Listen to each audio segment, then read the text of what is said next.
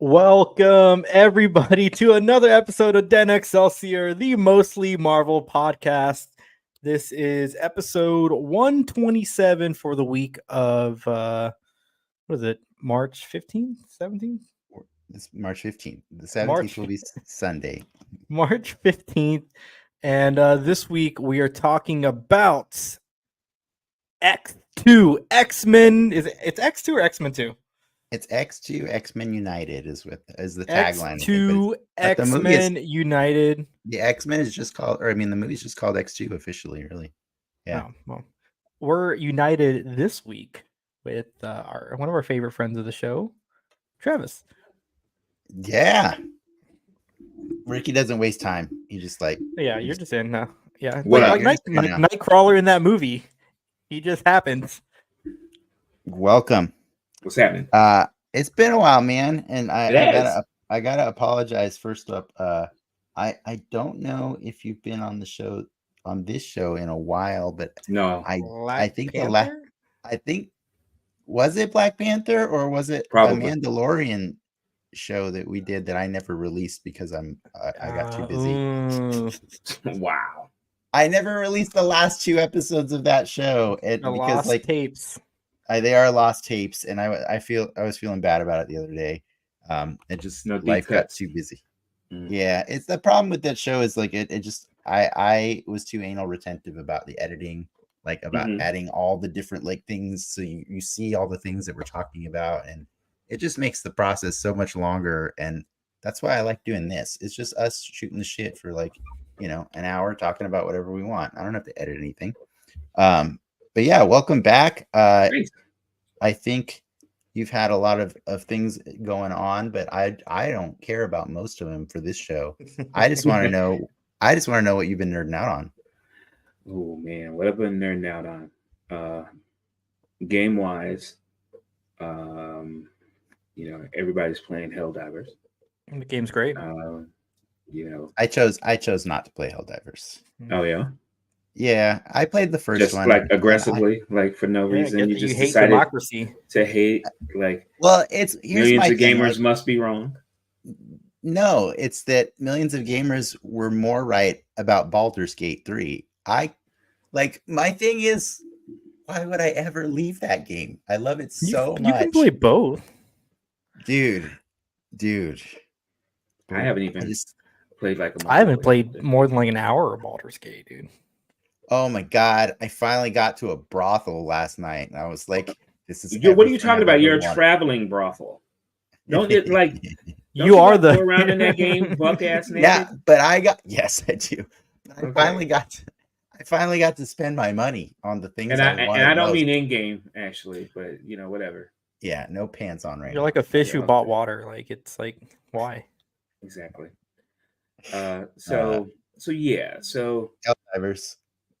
Yeah, so that nerding out on that. The new Final Fantasy came out, so and I'm sort of slow walking it, just because I wanted to last. Part 2? Yeah. Okay. Rebirth Part 2, right? Yeah. Rebirth Part 2. Uh-huh. Yeah. And movies. Dune 2. Yeah. I see. Mother of God. So Ricky, I sent you an email earlier today, and I or was it yesterday? I think yesterday.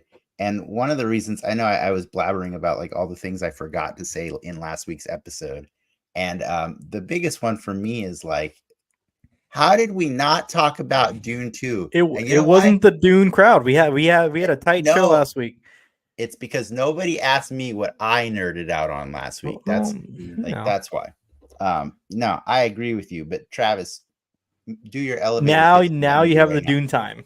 Do the elevator pitch right now to get anybody on board. You don't need to sell it to me, just so you know. I have not seen Dune 2. Okay. What? It's classic, it's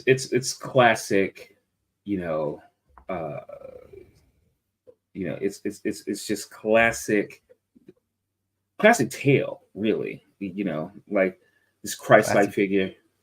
Classic tale about a holy war, right? About this straight up. I mean, honestly. But the thing about it is if you like Star Wars, even a little bit, okay, it's when you watch Dune, it's clear where Lucas got some of his inspiration, and that's true. That's not hyperbole.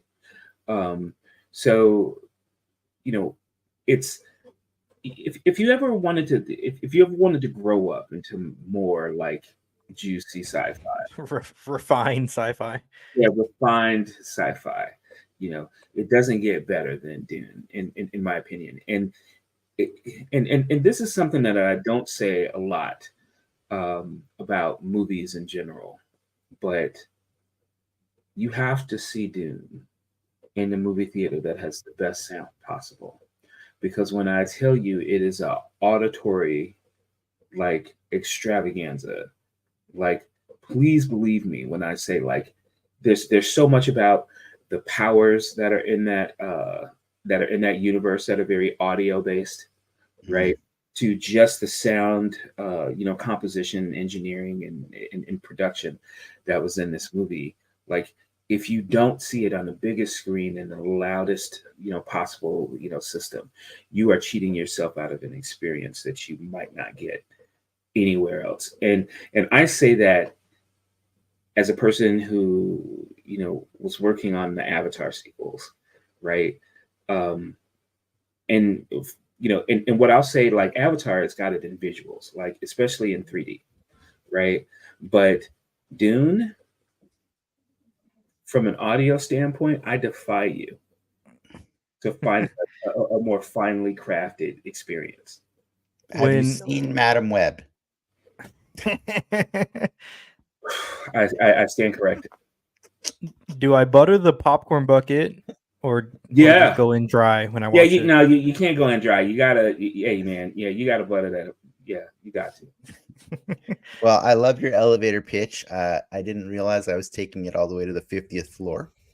You got to. It's and it is so well acted. It is so well acted, and that's the thing, right?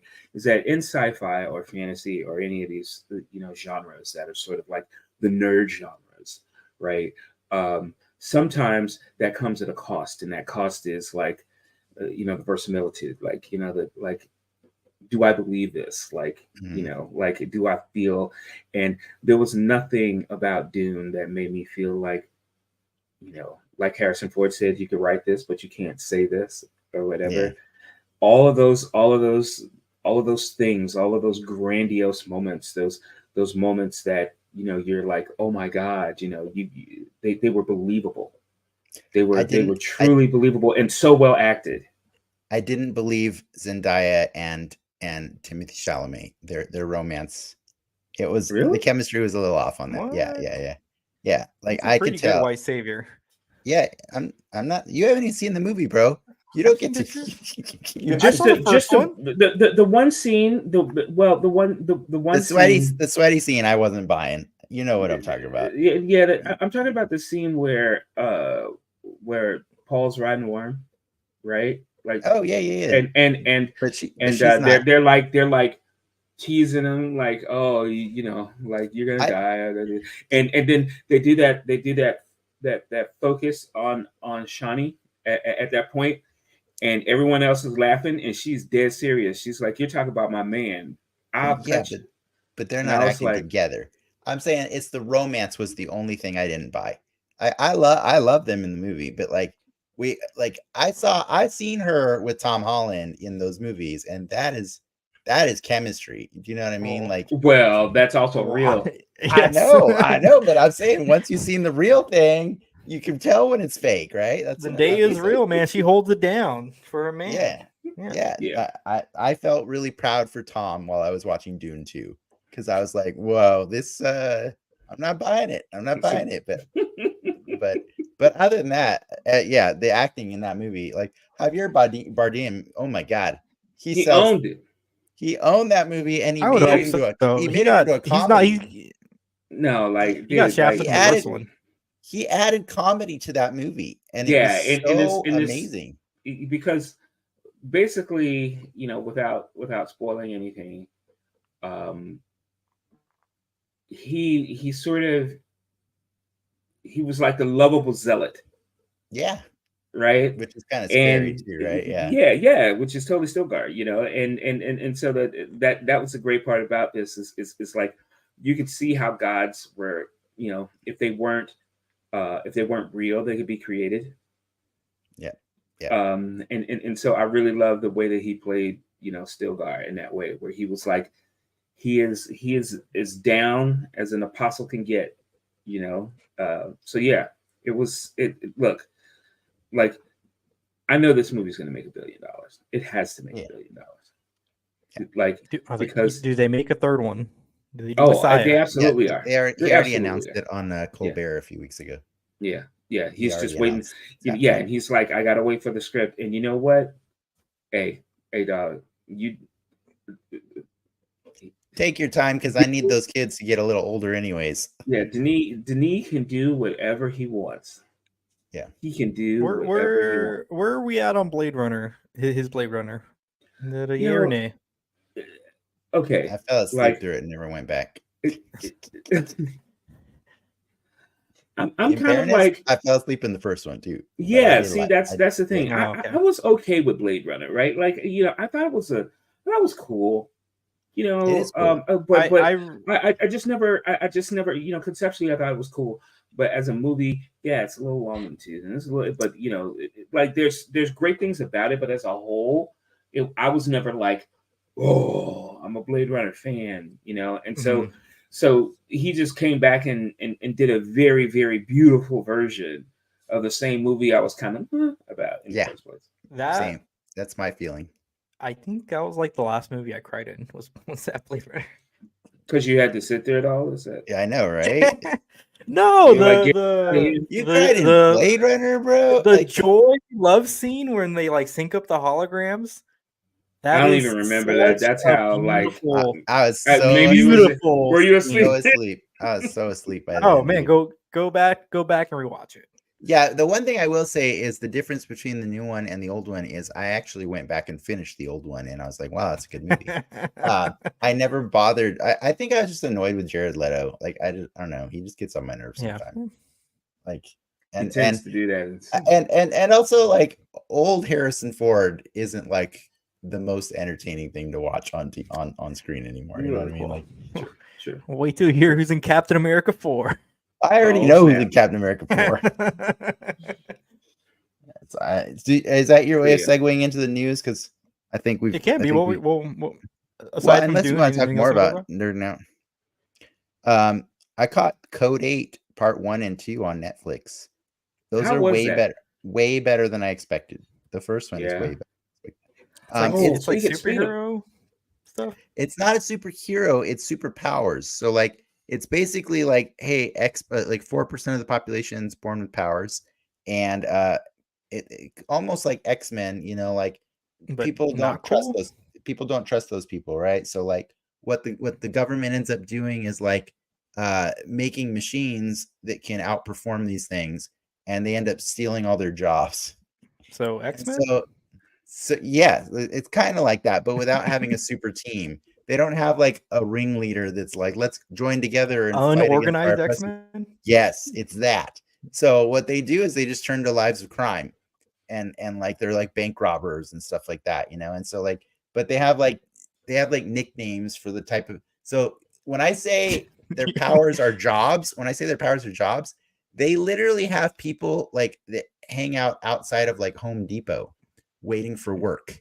Nice. Like that's where they're at. So like for contract jobs, they're looking for electrics. They want somebody who's got electric powers and stuff like that. So like there's a finite pool of powers that people have. Okay. And certain ones are really good for contracting, and it's really funny. So like that makes sense. So they kind of like equate them to like, you know, the migrant like worker experience. It's so, but Arrow is like in the movie and he's Arrow, and you either love Stephen Amell or you don't, man. What's that? Did he fail the sequel? The sequel is not as great, but is it? Will they release together? You have failed the sequel. Oh, I see what you're saying. See what I mean? I got your joke. No, the sequel came out like a week or two ago, and that's how I found out about the first one. So I watched the first one, and I was more pleased than I thought I would be. It's a worthy entry into the superhero library, you know. So I do have a recommendation because you said you're just nerding out, and I don't know why I forgot this, but The Gentleman on Netflix. I've been tempted. Guy Ritchie show, right? Yeah, Guy Ritchie. Yeah. It reeks of him, but it's good though. Most things of his reek. His are good. Yes. Yeah. Yes. He's got a. So I mean, yeah, he's got a style to him, you know. Yeah, he's got a style, and because of that, like, what does that style look like in the serial, like, format? I think. Yeah, that's interesting. I dug it. I dug it. Yeah, that sounds cool. What about you, Ricky?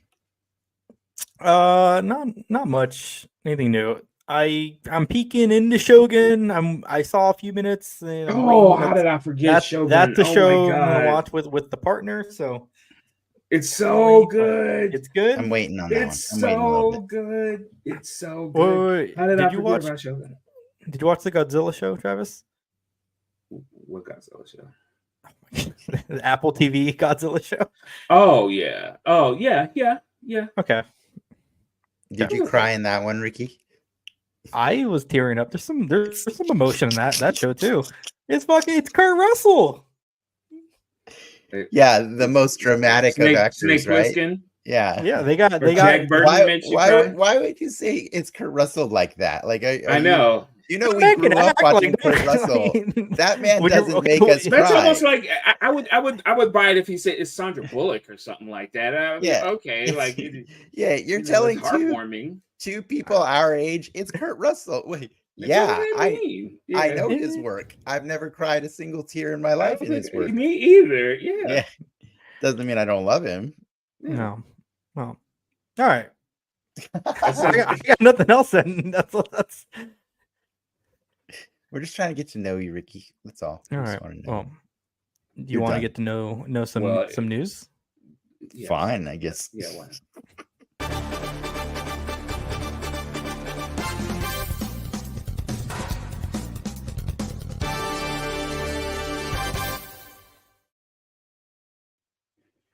All right, we got 4 all movie centric stories or entertainment centric stories this week.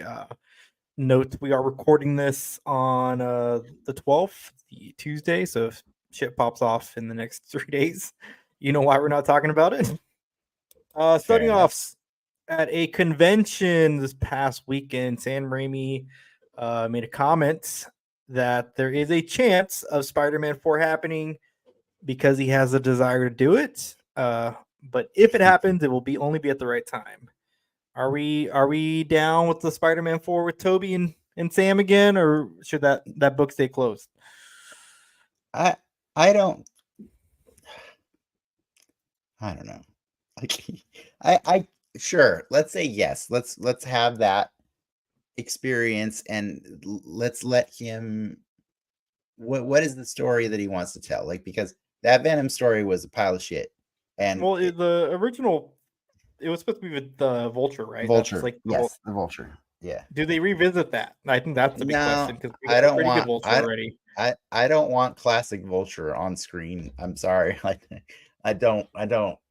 I'll take the ones in Spider-Verse all day rather than I don't ever want to see a dude in grown feathers. Like no. But I mean, there's plenty of Spider-Man villains that we've never gotten Mysterio. Oh no, we did get Mysterio, but like he was a teched out Mysterio. He was teched out.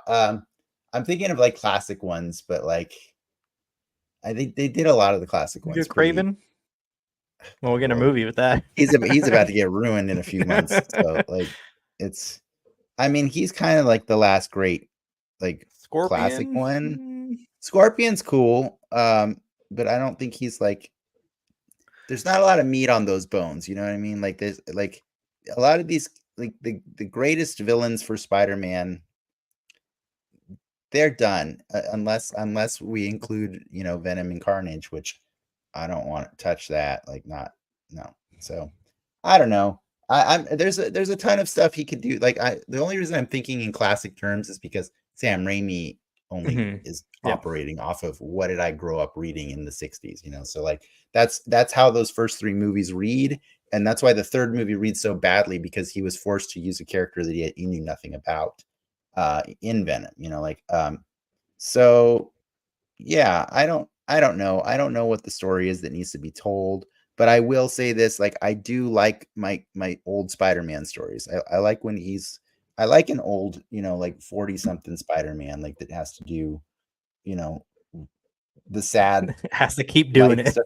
He has to go get his prostate examined and all these things, you know, like no, it's a different thing. Like it would be cool if it was him as a father, you know, that would be fun to see. But what about you, Travis? Do you care about this at all? I couldn't be less interested in a production at all. It was hard. It was hard for me to sell this. I was just trying as hard as I could right now. I mean, those like it's not that. It's when I think cinematically, like what new areas there are to, you know, to explore. Like, why would you go back there? Like, seriously, like go make a Miles Morales movie, a live action Miles Morales. That I feel way more. You know, like you got all my money for that. Or Gwen Stacy. Right? Or or any of them. Miguel. Yeah. Bring back Bryce Dallas Howard as Gwen Stacy. I feel like the best thing they could do is beat Warner Brothers to the 2099 universe. Because, like, I don't know why Warner Brothers has not made a Batman Beyond movie yet, but like they're dumb. They're just dumb. Michael Keaton's got to get a little bit older. You don't need it to be Michael Keaton. It doesn't need to be Michael Keaton. It's okay. It can be. Yeah, it can just be a great old actor. Yeah. Honestly, I mean, that movie would be just badass. And well, look, fundamentally, you know, DC's got to start like executing on some like pretty basic things first, right? Like, let's get this first salvo of gunnisms, you know, done first. But speaking on gunnisms, Blue Beetle kicked off the new universe, though. Whatever. Whatever he says. Some gunnisms. First little bit of news is The Batman Part 2 got pushed back to 2026, a whole year from when it was originally slated. And also, Gunn made comments this week that parts of season 1 of Peacemaker are going to be canon moving forward, and parts aren't. They're kind of doing a Daredevil Born Again. Peacemaker is going to exist in the new DC verse, but it's already messy. That awkward bit at the end of the last episode will probably be cut. I don't mind. Look, I mean, I just like John Cena, but like, yeah, I want John Cena, but just bring John Cena back. I need them to stop worrying about like giant overarching canon for a minute and just make a good movie. Like, make a good movie. Just make a good Superman movie, and then those don't have to be mutually exclusive. No, they don't have to be mutually exclusive. But I'm saying, like, let's not worry about explaining where Peacemaker fits right now, and let's just worry about like getting some good content under our belt, you know, before we start connecting all the dots. Yeah, I think that's like the difference between you know, a world builder and a customer. Really, you're speaking as a customer, you know, and he's speaking. I'm speaking as an angry customer. Completely. Yeah. Trust me, you know, I'm a DC fan. Like, you know, like I've been wrong several times. A little more than that. Yeah, way more than several. It's your fault for coming back at this point. It you know, maybe it is. But it ain't no Madam Web, I tell you that much. Oh. Did you actually watch Madam Web? No. I'm not an idiot. We did it because we're stupid and it was awesome. It's fine. Was it not fun? I laughed so much in that movie. It was pretty fun. It's pretty fun. That's not gonna make me go see it. Not that they meant it to be. I'm sure they didn't. That I laughed at, but it's hilarious. Yeah. Okay, what else you got on the news? Last bit of news. This one came out today. It's kind of the hot off the press. As per the Hollywood Reporter, Bo DeMaio, the head writer of X-Men 97 and executive producer of the show that's coming out next week, has been fired. Has been removed from the company per an internal email. The His Hollywood reporter. The Hollywood premiere takes place tomorrow. And this guy got canned right before the premiere. His Instagram and socials are scrapped. Usually when a company makes note that they either say parting ways or let go, right? And this is more of a let go type of email. Yeah, that's probably not good. It is not. They waited until he finished writing on season 2. By the way, season 2 is already done. It's already written. Then they're like, okay, we're good. We got you. Later, man. Yeah, that's rough. I hope that I don't notice it in season 3. I think that's all I can say, right?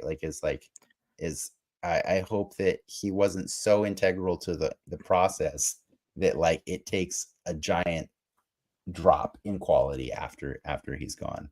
I wonder how. Well, I guess the big question is why. How right? could he not? Yeah. Well, you're never gonna know, really. Yeah, you won't know because it's a committee, right? It's a committee of people that put these things together and stuff. So. Well, but I think Ricky was saying like why they fired. Oh, yeah, we'll never know that. Just curious, Travis. Like, I know you weren't as young as me when that show was on TV, but did you miss that show? You did. That's a damn shame.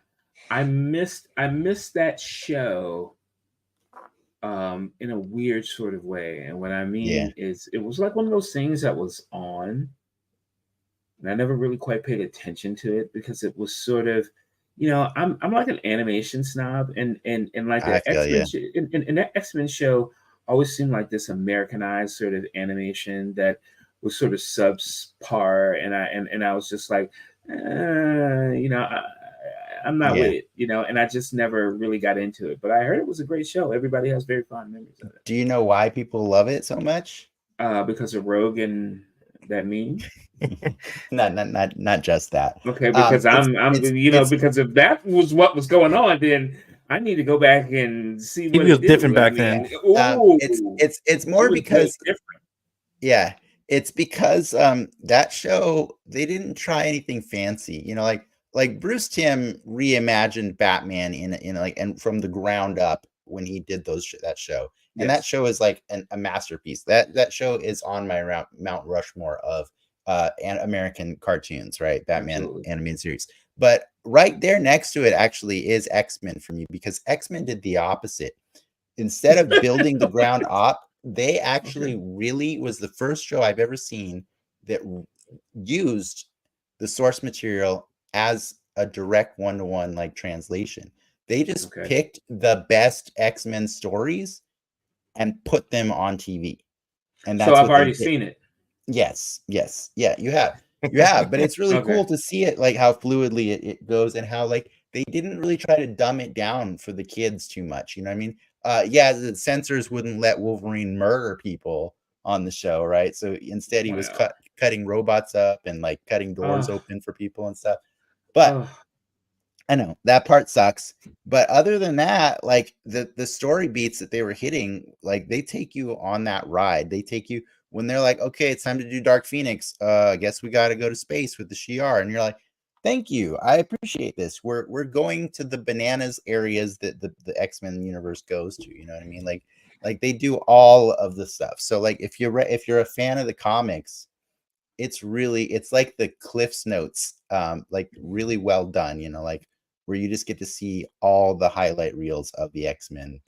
And that's why I'm super excited for next week because I just want that. The reason I like X-Men is because it made X-Men accessible to so many more people, right? Sure. Like, and I always love that when like I have friends that, say like, oh, I never read the comics, but I grew up watching the show. I'm like, I know. I'm like, that's you know what? That's good enough. It's good enough for me for right now to have a conversation. To have this conversation, it's good enough. So here's my issue, and I know this is gonna sound elitist, and I don't really care.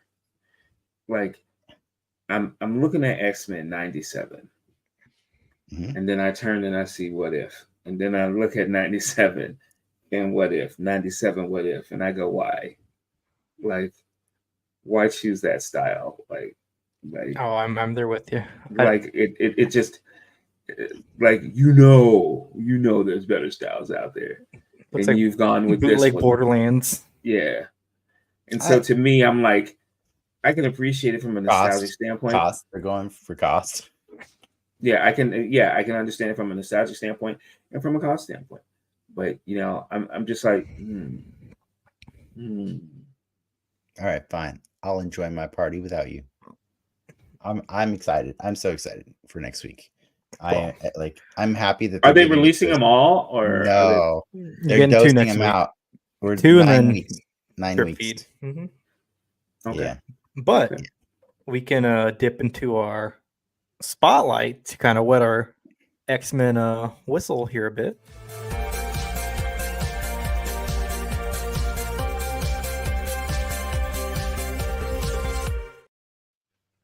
X2 came out 2003, directed by Bryan Singer, the sequel to X-Men. Where do we begin with this movie? Let's take me back. I'll tell you where we begin. This movie is a fantastic movie starring Rebecca Romijn and Stamos at the time, and a bunch of other people. She's barely dude. Oh my god, she is so impactful. She makes the most out of every scene she's in. I was just overjoyed to be watching this movie, and just like I was like on the edge of my seat every time she showed up. Like every little thing she does. Like when her and Magneto are sitting on in the back of the helicopter and like they're laughing at Rogue's hair. We love what you've done with your hair, and they're just being two catty bitches over in the corner. I'm like, I love it so much.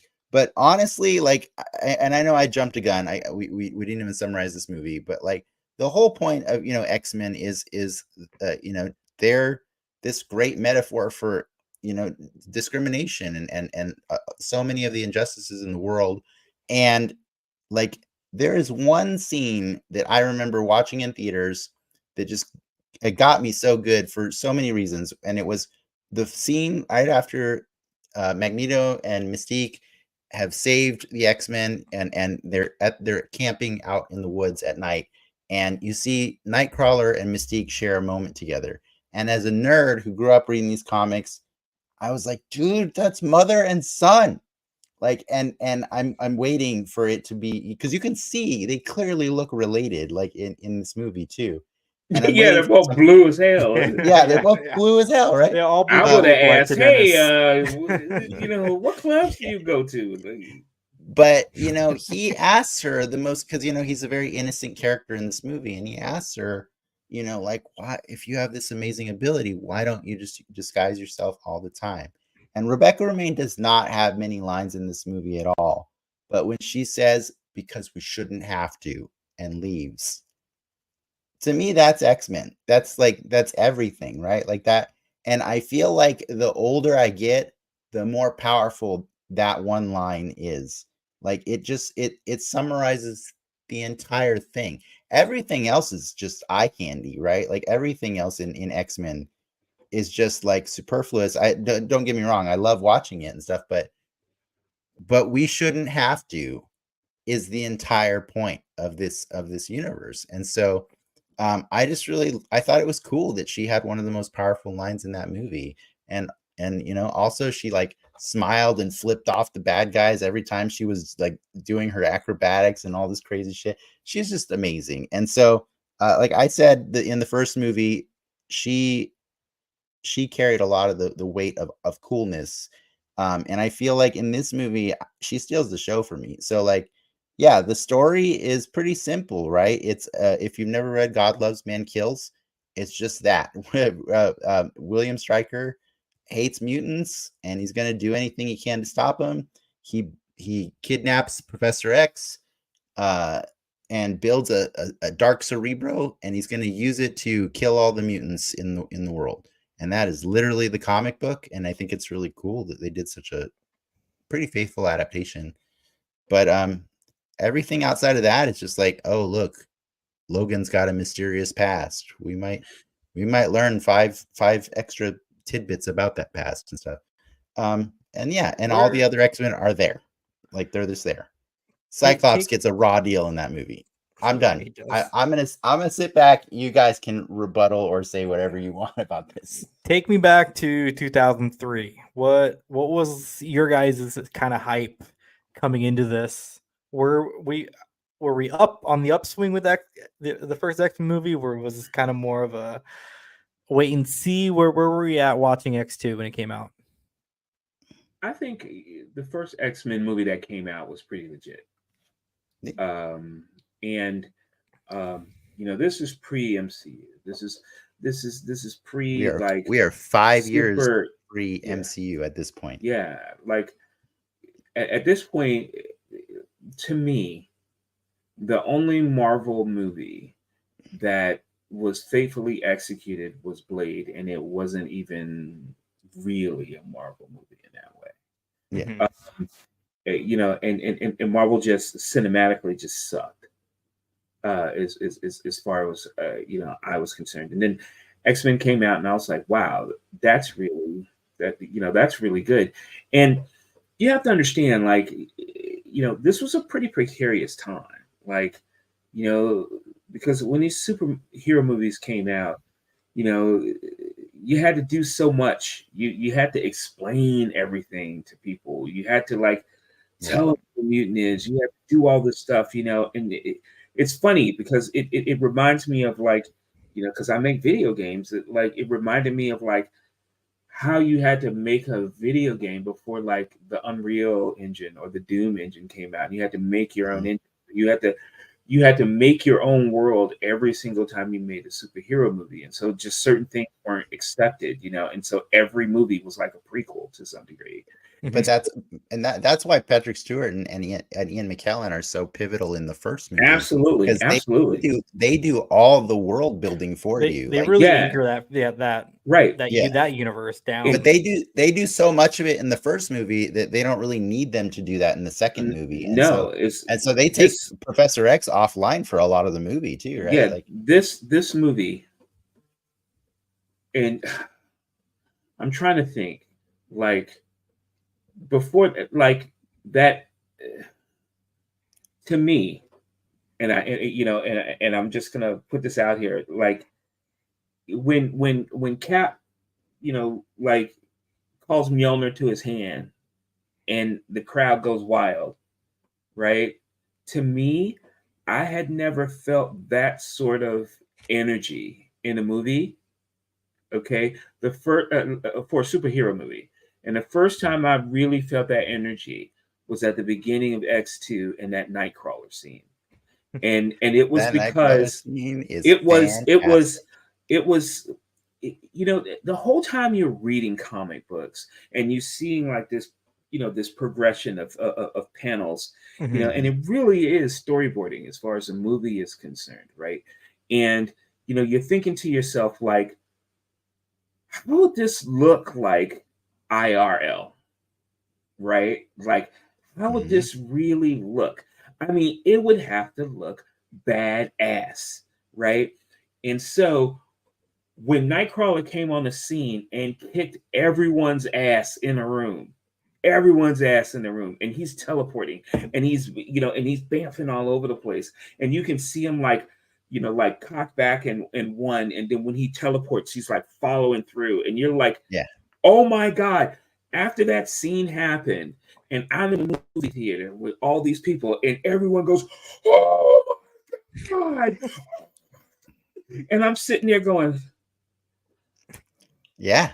Oh, if the rest of this movie is even close to this. And so for me, there's that. And there is, at least to me, when you talk about Mystique, to me, the magic of Mystique, aside from those scenes from an action movie standpoint, was her choreography. Because and I want you to replay this in your mind's eye, okay, as I say this, okay? in all her fight choreography, did she ever look phased? No, It almost It's seemed like effortless. a dance. Yeah. It was Yeah. effortless. Like when she That's why was she's dodging, like smirking and flipping them off sometimes too. Yes, Yeah. when she is dodging, it's like she knew where you were going to punch already, and she moved there. Like she wasn't really dodging you as much as she had already been a place where you weren't going to be. And I was like, you can't touch this chick, right? And Yeah. so for me, like that went from skillful It's to almost like scary. mother, like son. Mm-hmm. God. They And have it the was best scary. action sequences in the whole movie. Both of They them. do. Absolutely. They're Yeah. really like the Yeah. Nightcrawler one specifically. It's shot in such a way that it's very fluid, and you're never confused on what's happening or where he's going, because they allow you to see him multiple bamfs in a single frame, Yes. and so you're from that scene, you know what he can do. They throw some tail action in there. He throws a tail, and that tail shot's Yeah. beautiful. When he flips the Visual knife, storytelling is it all looks you need. great, and everything I need to know about Nightcrawler is done in a minute. Except the smell. They didn't tell us about the smell. That's true. He smell like Yeah. ass? Is that part of his character? Sulfur. It's sulfur. Oh. So yes, he does smell like ass. The bamps smell like ass. Yeah. Okay. Yeah. It's because he's actually teleporting to another dimension. Yeah. And then And coming bringing back it out of it He- and bringing the Azrael is, well, I guess Az- depending on what Azazel. canon. Azazel. Azrael's the Batman guy, right? Yes. Okay. We will see Azazel in a few weeks. He's in Days of Future Past. First Class. First He's in Class. First Class. No. He's in First Class. Yes. It was such a treat for me to go back and watch this movie, because I remember watching this in theaters, and I've seen clips of it since, but I don't think I've ever like watched this movie as an adult. So I knew the Nightcrawler scene, I knew the dam stuff, I knew the scene with Bobby and his parents, but the pieces weren't connecting for me on how that story went. So it was really cool to see the whole narrative play out. And I think what I really enjoyed with this movie was it is very grounded, and I kind of like that. It's very grounded in that universe. I don't think, aside from Magneto and Professor X. Good. Oh, I was gonna say it's grounded, but somehow it manages to go more over the top than the first one did too, which is really cool. Because, like, as a reminder, there is an amazing scene where there are two fighter jets coming after the Blackbird, and Storm creates all the tornadoes ever. And that is a really cool sequence. It's really cool because you're like, dude, you do not F with Storm, man. Do not F with Storm. She will wreck you. Pretty much just Jean is more powerful than Storm. And that's, I think, right? Like, that's where they are on the power scale. Don't Storm. But they do a good job of their power skill. Like, yeah, Storm does that thing, right? But while she's going weather crazy, flying a plane. Yeah. Or like Professor X is going Omega level with Cerebro, taking out everybody. For real. But they show I think they really do a good job of showing that effort, like that exertion on them, for them to do that power. So it doesn't feel, I won't say wasteful, but it has meaning when they do the it's things. not contrived. Yeah. I agree. Speaking of contrived, I will say, like, the one thing that, like, it was a little contrived for me was, like, Stryker. He's kind of a jack of all trades in this movie. It's like, make up your mind. What's your chosen profession? Because, like, I feel like you became the greatest adamantium blacksmith in the universe.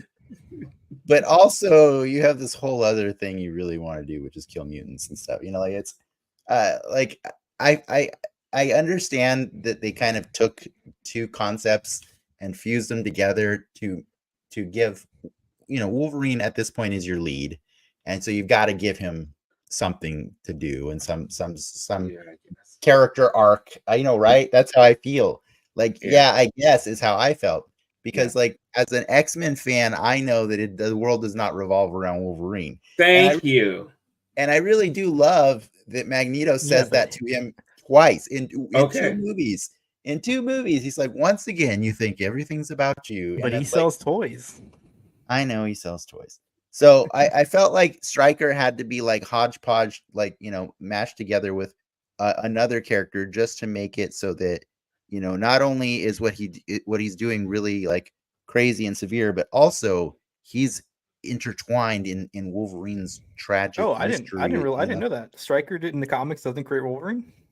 No, Stryker has nothing to do with Wolverine. Stryker is Oh. Stryker is a TV evangelist that that hates mutants and is using the Bible as his weapon. Was that the comic that got a lot of scrutiny when it came out because they were probably right? Okay. Yeah. They Wow, I didn't know that. Yeah, it's a powerful comic. Like it's really like, dude, in like the first few pages, like 2 children get gunned down. And it's they like burn a cross in that comic, don't they? No, but they do say the N-word. Oh, They do say that. And I don't remember the cross. It might have burned a cross, but yeah, like I mean, I'm salting. Like, just to be clear, we're framing the beginning of that story, which is showing you the hatred of man, and how it can be weaponized through religion. And when you know that that's the story that they based this movie off of, this movie kind of has like less of a bite to it. You know what I mean? Like knowing that it could have been weaponized religion that is the reason that this is all happening. I mean, I get why they didn't happen in 2003. Yes, I think we all get why they didn't do it, but man, how much more powerful would it have been if if somebody had the balls to do that? So when I see these old movies, don't get me wrong, like I love X-Men 2. I think it's a great movie. I think it holds up pretty damn well after all these years, right? But every time I watch these movies, I just can't wait to see how much better they do it the second time around. You know what I mean? Because like I don't think you need to pull the punches now that they did in 2003, right? Because absolutely not. Stryker needs to be an evangelist because that is gross and it is awesome, and it is our reality that we live in is people, you know, just through the power of their words can do so much evil in this world. And so I think that'll be a great thing to see. But regardless of all that, I did love Brian Cox as Stryker. I think you can do a lot worse than Brian Cox. And I think the other thing I think the other thing that makes him so awesome is because like he's such a villain in this movie, right? That he allows the other villain, Magneto, to kind of operate in this cool gray area, which I actually am way more comfortable with Magneto being in all the time, because I think it's wrong to say Magneto's just a straight up villain. I think the reason he's my favorite villain in Marvel is because you can really relate with this guy. And if you can't relate with him, what's wrong with you? You know what I mean? Like that's awesome. Why Killmonger like really in Black Panther was like, you're not wrong. Can't necessarily disagree with him. You're just sitting over here doing nothing. You know, like exactly. So that was that. So when Magneto, man, you're like, hey man, he's a man of principles. Like he's like, I gotta help the X-Men right now, but I could probably, I can do my thing too. And this is why, to me at least, why it makes sense when they say that, what you're looking at is you're looking at a Martin Luther King and Louis Farrakhan, for example, or a Malcolm X. Like, because they want the same things, but one is by hook or by crook, and the other is by through principle, and it's and it's really a cool thing to see play out. And I tell you, and I just know, and I know this because Feige is on his game. He really is, and and I know that he knows this about X-Men. I know that he knows this. Who's your new Magneto and and Professor X? What's your dream casting? Everyone wants Giancarlo and Denzel. I would really love that. I don't think that we can still realistically have Magneto be an Auschwitz survivor. I don't No, think because the span is too long. The now. age, right? mean, It's the age is too long. Namor's pretty old, and he's a mutant. But Namor's like that's one of his mutations. Is he lives forever? You know, you can just throw on like he doesn't leach. I mean, no, you have to. They can make it work if they wanted to. You have to pick a recent atrocity. My point is he doesn't have to be a Polish Jewish person anymore. You know what I mean? Like so if that doesn't have to be your limitation, yeah, like where do you go with it? You know, so I don't want to start. I don't want to spend the rest of our show listing atrocities in human. I just asked for actors, and you took it to atrocities. I'm just saying, like, it does free that up. Now it would be in Africa, or it would be in parts of Europe, like Crimea, or there are places that you can go to hell, Gaza and Israel.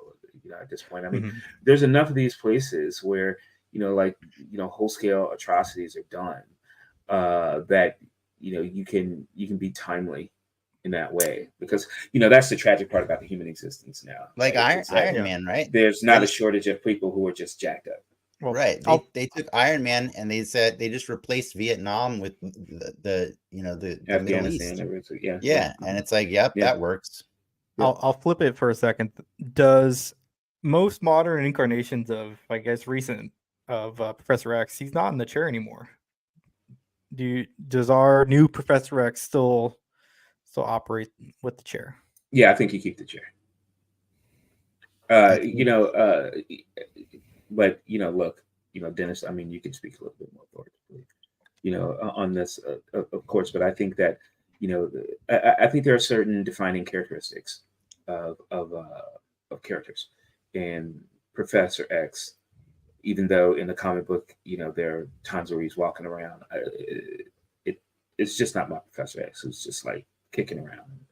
I'm fine with it as long as they don't do the James McAvoy thing in X-Men Dark Phoenix, where she puppeteers him and she makes him look like she makes him walk, and that is the ugliest thing I've ever seen an actor do. I'm like, you're trying to fake a disabled man being forced to walk against. No, don't stop, James McAvoy. Don't do this. You look embarrassing.